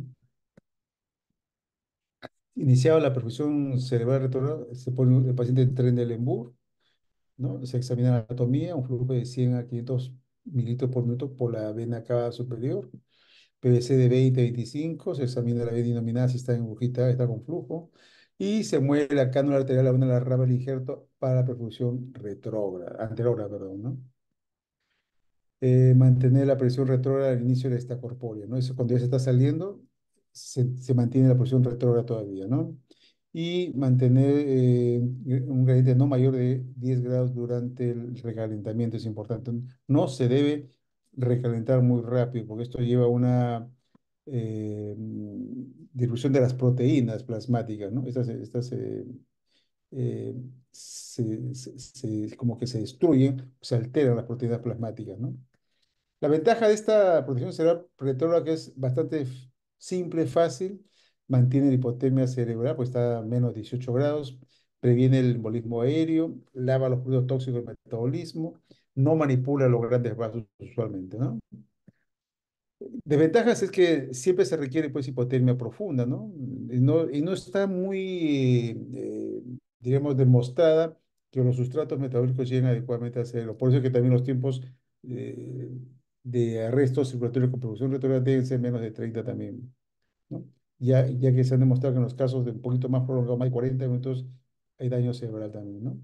Entonces, en los diferentes estudios que se han hecho con producción cerebral retrógrada, justamente cuando pasan los 40 minutos es que se descubren que hay muchos desórdenes neurológicos asociados, casi un 29%, ¿no? Cuando la producción prolongada ha sido mayor de los 30 minutos, ¿no? En perfusión cerebral retrógrada, ¿no? Progress. A pasar esto. Entonces, esta es una técnica ya, perfusión cerebral anterior selectiva. Esta se desarrolló también en Japón en los años 90. La técnica Kasui, Kasui fue el que describió el procedimiento donde perfunde selectivamente los vasos carotídeos, ¿no? Eh, para perfundir selectivamente los vasos cerebrales. Eh, Básicamente es un circuito simplificado, una sola temperatura, riesgo limitado de injuria arterial, ¿no? Eh, en contra, pues se requiere una cánula arterial, ¿no? Para la cuarta rama, ¿no? Entonces, la protección cerebral que hacemos frecuentemente, como estamos viendo en el diagrama acá, que es la que usamos nosotros también en nuestro instituto, es básicamente la canulación de la arteria subclavia, ¿no? A través de una cánula de 19 French con un injerto, con una interposición de injerto en la arteria subclavia o braquial. Entonces se perfunde selectivamente la arteria carótida, o sea, el tronco, la subclavia, perdón, y en el momento que haremos hacer esto, uno clampa simplemente el tronco inominado como se ve ahí, y después podemos poner un catéter en la arteria carótida izquierda para perfundir la carótida izquierda y clampamos la arteria subclavia, bueno, para mantener un flujo cerebral, ¿no? Entonces, hay una distribución equitativa de la perfusión, eh, hay un poder amortiguador de núcleo de hemoglobina, porque usualmente no usamos hipotermia profunda, ¿no? No usamos hipotermia de 25, 28 grados usualmente, ¿no? Y se preserva pues, la autorrelación del flujo cerebral con estas temperaturas, ¿no? Esta es la canulación que frecuentemente se usa en la perfusión cerebral selectiva anterior, ¿no? Es la disección de la arteria subclavia, se interpone un injerto de 8 milímetros y ahí usamos la línea arterial, ¿no? Tiene pocas complicaciones, ¿no? Es la que, repito, se usa frecuentemente en casi todos los centros que hacen protección cerebral anterior, aunque también a veces cuando no hay disección del tronco innominado, interponemos el injerto en el tronco directamente innominado, ¿no? Un injerto en el tronco innominado y hacemos perfusión cerebral anterior también, ¿no? Entonces, el manejo intraoperatorio de la perfusión cerebral selectiva anterior es enfriamiento variable, un poco mayor de 20, puede ser 20, 25, incluso ahí está 28. Pinzamiento de la arteria innominada, o sea, el tronco innominado se pinza confiando en que el polígono de Willis está comunicado, ¿no? Y se ponen catéteres en arteria innominada y carótida izquierda, o sea, sobre todo en la carótida izquierda también para perfundir anteriormente por la carótida izquierda y se clampa la arteria subclavia, ¿no? El flujo es más o menos de 10 ml por kilo por minuto y mantener una PAM superior a entre 50 y 60, ¿no? De mililitros de mercurio, ¿no? La perfusión cerebral anterógrada, estos son básicamente, eh, reduce, se compara, ¿no? Las temperaturas, básicamente, donde la perfusión ya sea 20 23 o 27 grados en la temperatura, no hay diferencias significativas en cuanto a las complicaciones neurológicas, son parecidas, o también renales o pulmonares, ¿no? Ahí diríamos, comparando grupos de 23 o 27 grados, las complicaciones son parecidas, no hay diferencias significativas, ¿no? Entonces, siempre hay discusión de que si le enfriamos a 20, 22 o 25, 26, ¿no? Eso es siempre una discusión, pero actualmente hay grupos que trabajan con 25, 27 grados haciendo perfusión cerebral anterógrada con resultados muy buenos, muy parecidos cuando se usa hipotermia de 22, 23 grados, ¿no? Es un trabajo de Camilla del año 2007, ¿no? Donde no hay diferencia significativa, ya sea con hipotermias, diremos, de 20 a 24 o 25 a 28, ¿no? Es lo mismo, ¿no? Básicamente no hay mucha diferencia usando temperaturas mayores a 25 o menores a 25, ¿no? Los resultados son parecidos en cuanto a complicaciones de daño neurológico, infarto de miocardio o sangrado, ¿no? No es significativo. Eh, También hay controversias en que si se debe solamente perfundir una arteria carótida o las dos, ¿no? Siempre hay controversias. Hay trabajos que demuestran de que es mejor perfundir las dos carótidas. En otros dicen que con una carótida el resultado es muy parecido, ¿no? Lo que en la práctica hacemos nosotros es básicamente en pacientes relativamente jóvenes, menos de 60 años, a veces con una sola carótida se perfunde adecuadamente y no hay daño neurológico comparativo si se usan las dos carótidas. Pero en pacientes de 70 años, usualmente sí yo prefiero usar la perfusión de las dos carótidas, ¿no? Un tema de edad básicamente, ¿no? Bueno, esto vamos a pasar, esto no me diga. Entonces, la controversia ¿es segura la perfusión unilateral? Dice, los metaanálisis de perfusión serán teogra por Angeloni ha demostrado la superioridad de la perfusión cerebral bilateral, ya que el cerebro permaneció perfundido durante más tiempo en comparación con la perfusión unilateral. La perfusión cerebral bilateral también parece ser un método fisiológico de perfusión del cerebro. Repito, esto siempre es controversial, pero hay trabajos que demuestran que la perfusión bilateral puede ser mejor, sobre todo en pacientes mayores de 70 años. Eh, Esta es la forma como se hace la perfusión cerebral de ambas carótidas, ¿no? Se clampa el tronco nominal, como ustedes ven ahí, se clampa y con un catéter, que usualmente nosotros usamos eh, una cánula de cardioplegia retrógrada que se inserta muy suavemente en la carótida izquierda, se perfunde directamente ambas carótidas y se clampa la arteria subclavia, ¿no? Es para hacer la perfusión bilateral. La ventaja, ya sabemos, de la perfusión selectiva anterior es que mantiene la perfusión cerebral durante el arresto circulatorio. O sea, paramos la circulación, pero perfundimos el cerebro con una perfusión variable de 22 a 28 grados, ¿no? O sea, la hipotermia no es tan profunda como las anteriores, ¿no?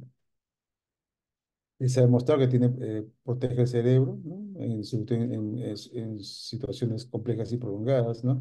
La desventaja siempre es que es un poco más complejo en cuanto a la preparación de las tubuladuras, las conexiones, demanda más tiempo. Hay dependencia de la anatomía del polígono de Willis, ¿no? Es importante que el polígono tenga comunicantes. Se manipulan los vasos del cuello y no pocas veces hemos tenido pequeños accidentes en cuanto a la canulación de una carótida y que nos pueda incluso producir una disección, ¿no? Por manipulación de esta, ¿no? El campo operatorio a veces es un poco desordenado porque se usan varios catéteres de arteria, ¿no? Bueno, el monitoreo de la oxigenación es importante en el calentamiento, ¿no? Es muy importante y se aumenta el flujo de perfusión cerebral del 10 al 15% para mantener valores preoperatorios de espectroscopía de infrarrojos cercanos, el NIRS. NIRS. Entonces, el NIRS siempre usamos en estas cirugías de arresto circulatorio, nos permiten valorar bien por la oxigenación cerebral, ¿no? Bueno, las técnicas ya de básicamente de reparación del arco, ya sean en disección o aneurisma, son básicamente las técnicas de miarco, arco total con trompa elefante, que son digamos, las técnicas estándares en cirugía abierta, ¿no? Y también en la cirugía total con debranche. Esas son las técnicas de cirugía abierta convencional. Esta es una cirugía, por ejemplo, vemos ustedes acá, una aneurisma de aorta ascendente con un poco de compromiso de callado, en el cual se hace la técnica de mi arco, ¿no? Entonces, se reseca la curvatura menor del arco. Obviamente, se tiene que hacer con hipotermia, ya sea moderada, con protección cerebral, ¿no? Porque esta sutura se hace ya con aorta abierta, ¿no? Haciendo procedimientos de protección cerebral. Es obviamente una técnica de reemplazo de arco aórtico, también básicamente con protección cerebral. No hay otra forma, ¿no? No hay otra forma que haciendo técnicas de protección cerebral para hacer una anastomosis de estos injertos en la aorta, tanto en el callado como en la aorta, ¿no? Reemplazo del arco aórtico, ¿no? Vean ustedes, depende si los vasos del cuello también se pueden insertar a modo de isla, ¿no? Un botón grande a modo de isla. Lo hemos hecho también en algunos casos, cuando se puede. Cuando, cuando hay disección es bien complicado, ahí no recomiendo esto. Cuando es aneurisma sí se puede hacer, ¿no? Arco aórtico, bueno, diferentes técnicas. Hoy en día hay prótesis que vienen ya con ramas y se pueden atomizar directamente en los vasos del cuello, pero todas implican básicamente hipotermia, a un grado de hipotermia y protección cerebral anterior, ¿no? La trompa elefante, ¿no?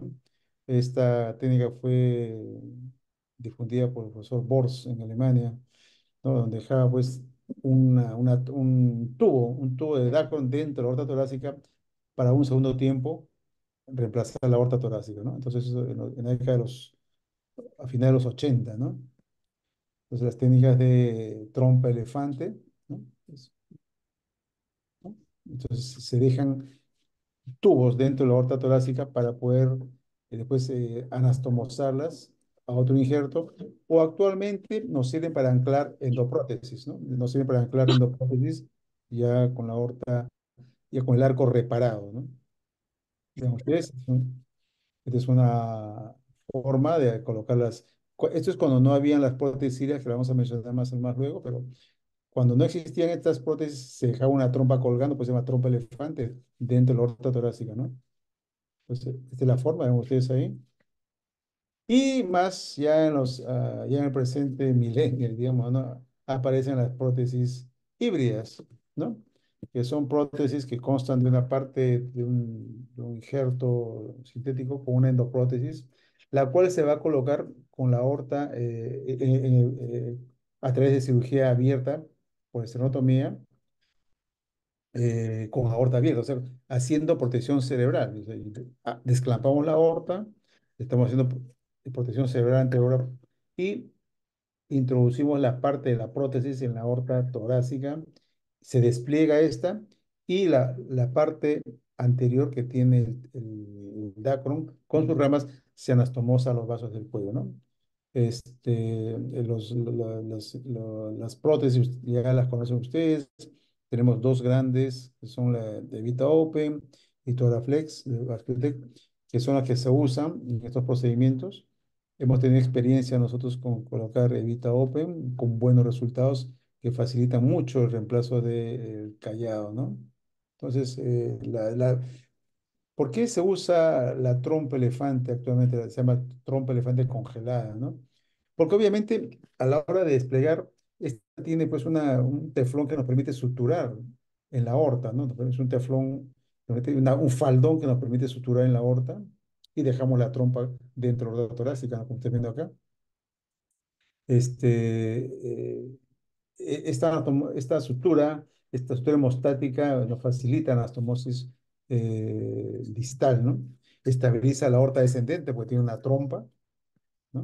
Entonces ahí, ahora expande el lumen, pues esa prótesis expande el lumen verdadero, ¿no? Entonces el reemplazo del arco aórtico es necesario cuando el desgarro intimal primario se localiza en el arco o si el arco es aneurismático a fin de mejorar los resultados tempranos y tardíos en términos sobre vida y necesidad de reoperación. La técnica de trompa elefante congelada representa una opción factible y prometedora en la reparación del arco y estabilización de la aorta descendente. La trompa de elefante congelada puede reducir la necesidad de más reparación distal, ¿no? Porque, repito, esta permite muchas veces colocar una endoprótesis ya por la arteria femoral para forrar, diríamos, la aorta torácica, ¿no?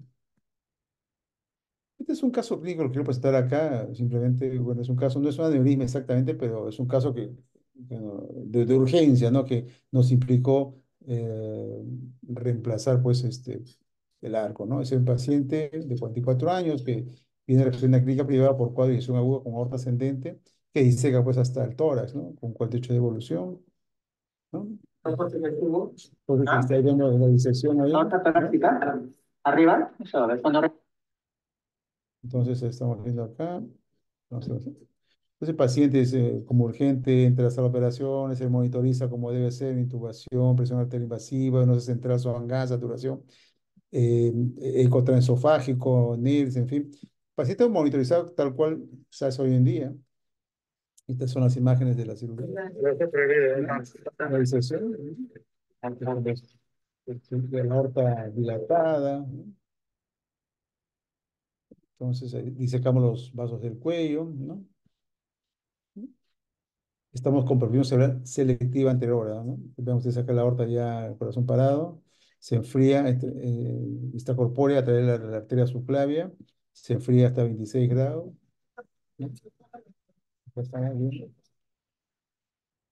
la disección. Estamos resecando aorta ascendente y callado, ¿no?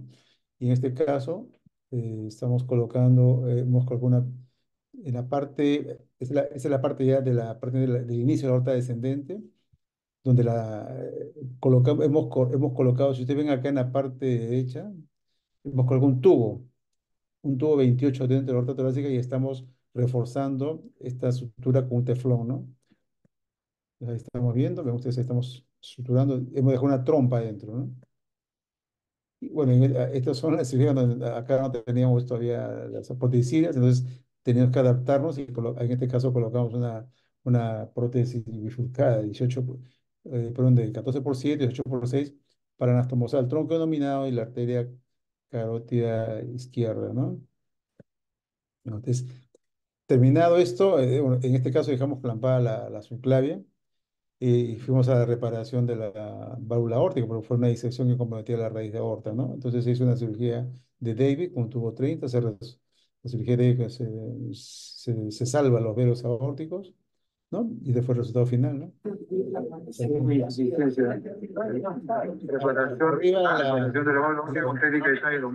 Arriba la parte, digamos, en la parte superior, ¿no? Y la parte inferior, perdón, ya reparada, ¿no? ¿No? Ya, válvula competente, ¿no? Nuestra corpórea de 210 minutos, un poco más de 3 horas, ¿no? Y un pinzamiento aórtico de 48 minutos, ¿no?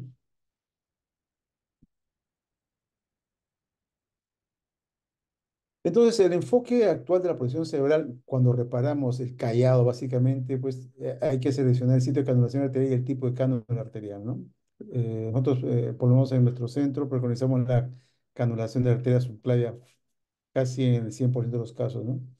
Usamos perfusión cerebral anterior para perfusión cerebral, hipotermia moderada, con temperaturas entre 20 y 23 y temperaturas rectales de 30. Recalentamiento temprano después de la anastomosis distal, con ajuste de flujo cerebral anterior mediante seguimiento de NIRS. Mantenimiento estricto de equilibrio de líquidos por debajo de 1000 usando método de ultrafiltración selectiva, ¿no? Durante esta corpórea con expectativa de un mayor y rápida recuperación funcional pulmonar. Conclusiones. Las aneurismas y disecciones del arco son cuadros muy graves, ¿no? Que necesitan un diagnóstico temprano para su supervivencia. Pueden tener buenos resultados quirúrgicos en centros con alto volumen de casos y la conformación de un grupo especializado que es un HERTIM. La perfusión cerebral selectiva anterior con hipotermia moderada provee una adecuada protección cerebral y la injuria cerebral debería ser mínima. La cirugía híbrida es apropiada para los pacientes de alto riesgo, ¿no? Y la cirugía abierta sigue siendo el gol estándar todavía, ¿no?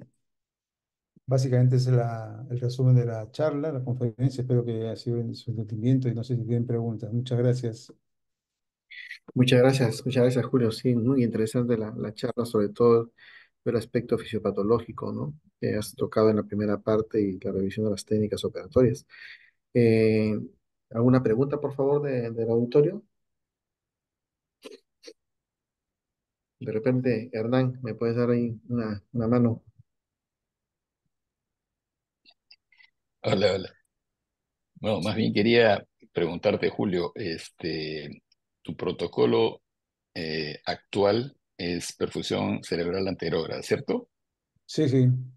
Y ya no usas retrógrada para nada. No, ya hace ya varios años que dejamos de hacer retrógrada ya porque nos hemos habituado mucho a la selectiva anterógrada y, y no va bien, no va bien. Ya es como que se ha hecho ya costumbre y hemos agarrado ya digamos, la experiencia, la expertise en ese procedimiento, canulando ya sea la subclavia o el mismo tronco inominado con interposición de un injerto, ¿no? Claro, te preguntaba esto porque hace ya varios años atrás nosotros comenzamos a hacer un poquito de perfusión anterógrada cuando todavía era la retrógrada la que estaba dando la voz y canulábamos directo las carótidas y secábamos un poquito las carótidas y metíamos una canulita.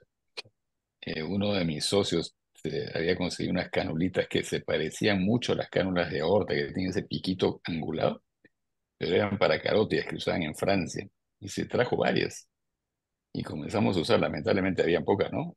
Pero en esa época comenzamos a hacer anterodas no por la vía de la luz de la aorta, ni la arteria subclavia, porque en ese entonces no se tenía mucho eso claro, y canulamos directamente las dos carótidas. ¿Has hecho eso alguna vez? La Bueno, verdad que te estoy hablando nunca, de no, épocas no, antiguas, pues, ¿no? sí, sí, no, nunca hemos candulado directamente las carótidas. No, no, está descrito, pero nunca lo hemos hecho, ¿no? Siempre hemos abordado la subclavia y por ahí hacemos, ¿no? Claro, claro. No, es más fisiológico además, ¿no? Menos Sí. riesgoso.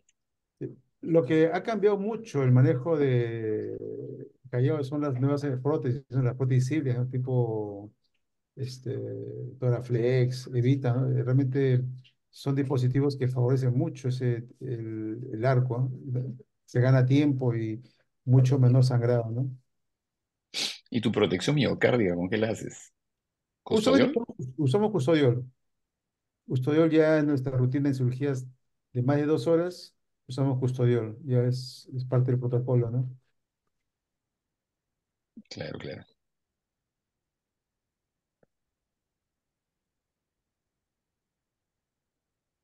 Un tema muy interesante y bueno, la primera charla de Hernán, digamos, también nos ha propuesto algunas técnicas endovasculares y un concepto que también, digamos, nos dijo en la charla es el hecho de que el tratamiento obviamente todavía hay mucho más, tener que copiar experiencia porque en realidad todavía son pocos los casos que se están manejando en arco órtico con las técnicas endovasculares que, bueno, finalmente todavía siguen siendo también híbridas.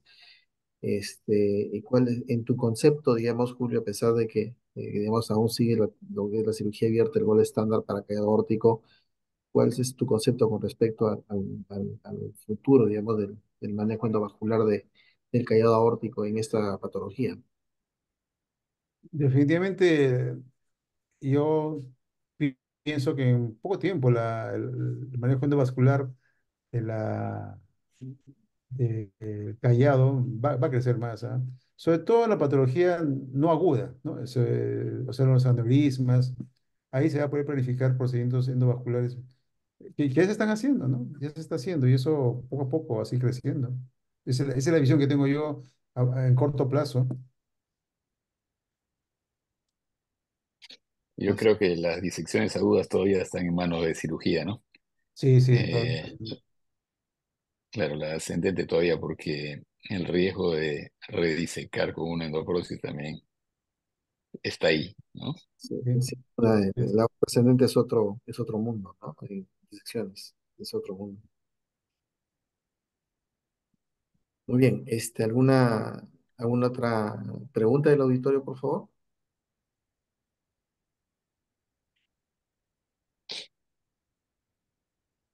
Otra cosa que ya se dejó de lado también son las canulaciones femorales, ¿no, Julio? Ya Oh, casi sí, no se usan. ya, no, yo, excepto, muy excepcionalmente cuando por un motivo no hemos podido canular por arriba, que yo recuerde, hace tiempo que no hacemos en caso de Callao, ¿no? Definitivamente, ¿no? Y una cosa que también ya lo hacemos es, a veces hemos canulado directamente la aorta, pero con la ayuda de la ecografía transesofágica se puede, o sea, uno pasa la guía y entra al lumen verdadero y pone la cánula en la luz verdadera, ¿no? En situaciones de urgencia, ¿no? Que son excepcionales, ¿no? Pero, repito, creo que el noventa y tantos por ciento hacemos canulación de arteria subclavia con interposición de un injerto, ¿no? Realmente es fácil y se puede hacer una protección muy buena anterioradamente, ¿no? Y bueno, arco es otra cosa, ¿no? Arco es una cosa muy particular. Sí, sí. Sobre todo el tema, pues, es que el paciente no salga con daño cerebral, ¿no? Que esa es la peor complicación, ¿no?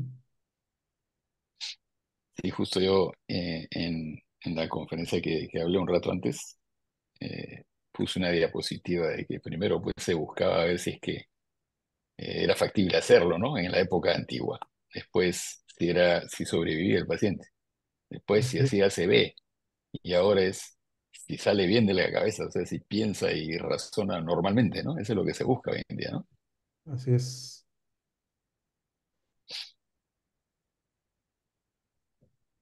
¿Y qué Bien. tanto sangrado tienen normalmente en estas cirugías, Julio? Porque esa es una de las cirugías Sí, sí, que produce más sangrado, ¿no? sí, definitivamente el manejo de Callao, no tengo la cifra exacta, pero la tasa de sangrado debe estar llegando cerca de un 15% más o menos. O sea, se reexplora con cierta frecuencia por sangrado, ¿no? Son cirugías pues largas, de 2 horas, 3 horas de extracorpóreo con hipotermia. Siempre hipotermia tiende pues a producir más coagulopatía, ¿no? Entonces, a pesar de que usamos componentes, usamos Octaplex, plaquetas, qué sé yo, siempre hay un riesgo de sangrado, ¿no? Eso es digamos, si estamos pendientes y repito, de repente un 15% de pacientes se pueden reoperar por sangrado, ¿no? Que es alto, ¿no? Sí, claro. Alto comparativo con la cirugía clásica, ¿no? Claro, claro. Pero, ¿y tu manejo en ese sentido es reoperar lo más rápido posible o de repente prefieres taponar y No, esperar?